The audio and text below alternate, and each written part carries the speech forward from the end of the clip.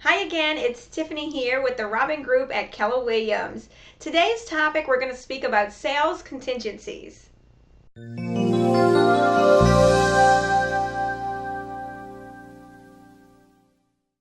Hey, Tiffany here.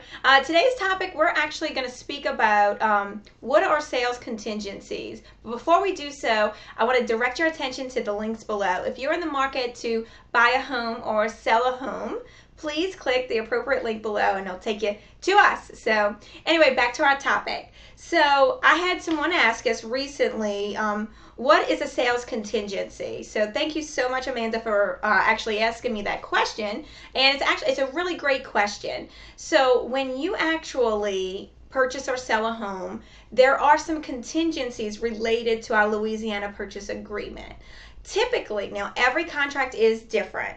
And I must say, if you're in a different state, every state is different. So please check with your local realtor for that information. If you need one, I can definitely direct you to one. So, but sales contingencies and what we usually see in contracts are there's usually 3 different contingencies when a buyer buys a home.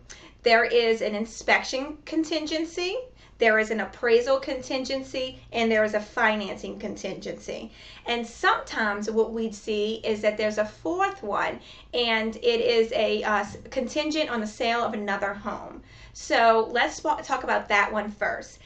If a buyer comes to a seller and that buyer actually has to sell a home in order to buy a home, we consider that predicated on the sale of another home. So that's what we would consider, a contingency on a home sale. We see it a lot actually, but most of the time sellers don't take contingencies unless the home that the buyer is selling is actually under contract. So if you're thinking about buying a home, but you have to sell your home first, we usually make that happen seamlessly. Believe it or not, it just ends up working out. And what we typically do is that we list the home. We get a contract very quickly once it's staged properly and we do all of our fabulous marketing on it.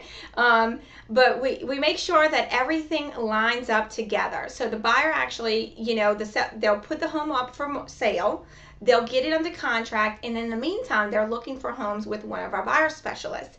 Once we get this home under contract, they go and they get more serious about actually what they're going to put a contract on. They get one accepted, and then it's actually contingent on the sale of this other home.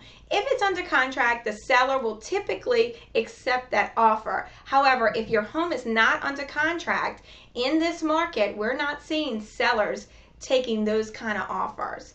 So just be aware of that. If you wanted some more information on that, please don't hesitate to call me. That's what I'm here for, to guide you and coach you through that process. The 3 other things that we see sales contingent on are inspections, appraisals, and financing. The number one thing that causes a contract to fall through, in my opinion, is financing. So it's very important that a buyer is financing their home with a reputable lender, mortgage broker, bank, whatever it may be. We definitely, of course, we have preferred lenders that we work with and trust and have done hundreds of deals with. So if you need information on that, we can definitely provide that to you. But it's important that as a seller's agent, I'm actually reaching out to these lenders and asking questions to make sure that the buyers are pre-qualified. So, I ask different trigger questions like, did they apply online? Did they turn in their paperwork? Have you reviewed their income? Have you verified their employment? Those are different things that I would ask a lender in regards to the buyer that's buying a home, buying one of my listings. So those are different things to keep in mind as a seller, or is your agent asking those questions, just to make sure that as an agent, you're helping smooth out as many things as you possibly can. Now, of course, we don't have control over certain situations that may happen. Remember this, that if say it's the day before closing and knock on wood, the buyer loses their job, they're laid off of their job for some reason or another. Well, they're no longer they're no longer able to purchase the home. and they can get out of it because of the financing contingency that's on the property.